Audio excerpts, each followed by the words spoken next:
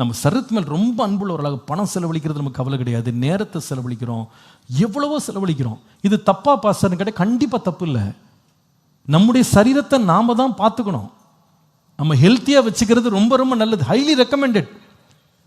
பெருந்தீனியாக இருக்கக்கூடாதுன்னே பைபிளே போட்டிருக்கு இல்லையா? அப்போ நமக்கு வேண்டிய உணவுகளை அளவான விதத்தில் ஆரோக்கியமான உறவுகளை சாப்பிட்டு நம்முடைய உடம்பை நம்ம சுத்தமாக நம்ம நல்ல பத்திரமா ஹெல்த்தியாக பார்த்துக்கிறது ரொம்ப ரொம்ப அவசியம். சரீரத்துக்கு சாப்பாடு கொடுத்து வஸ்திரம் கொடுத்து அதை நீங்கள் உடுத்தி பார்த்து அழகுபடுத்தி பார்த்து அதை நீங்கள் பேணி காத்து அதுக்கு எக்ஸசைஸ் கொடுத்து அதுக்கு நீங்கள் மருந்து போட்டு நீங்கள் எப்படியெல்லாம் பாதுகாக்கிறீங்க. ஆனால் இதை விட பிரயோஜனமான ஒரு முயற்சின்னு ஒன்று இருக்குது. அது என்ன தெரியுமா? இந்த சரீரத்தினாலே நீங்க தேவனை மகிமைப்படுத்த முடியும். நான் தான் இருக்கிறேன்னு நினச்சிக்கிடாதீங்க. இதில் என் அழகு தான் இருக்குது, என் சுகம்தான் இருக்குது, என்னுடைய அறிவு தான் இருக்குது அப்படின்னு நினச்சிடாதீங்க. இதை விட இதுக்கு ஒரு மேன்மையான ஒரு பர்பஸ் ஆண்டவர் வச்சிருக்கிறார். இந்த சரீரம் தேவனுடைய ஆலயம். It's a temple of God. ஒரு ஞானம் உள்ள மனுஷன் என்ன செய்வான்னா தன் வீட்டை கட்டுவான். அந்த வீடு என்னன்னா தன்னுடைய சரீரமாகிய வீடு.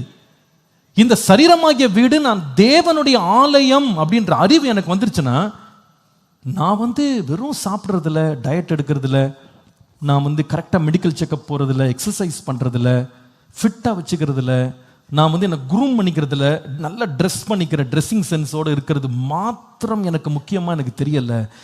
இது ரொம்ப கம்மி பிரயோஜனம் தான். ஆனால் இதை விட ஆண்டவர் இந்த சரீரத்துக்கு ஒரு மேன்மையான ஒரு பர்பஸ் வச்சிருக்கிறார். அது என்னன்னா அது தேவனுடைய ஆலயம். அவர் எனக்குள்ளே வாசமாய் இருக்கிறார். நமக்கு நம்முடைய சரீரத்தை ஆலயமாய் கொடுத்திருக்கிற பட்சத்தில் அது ஆலயம்னு தெரியாம ஒருவன் தன் சரீரத்தை கெடுத்தால் அல்லது இந்த சரீரத்தை இந்த ஆலயத்தை உடைத்தால் வேதம் சொல்லுது தேவன் அவனை கெடுப்பார்.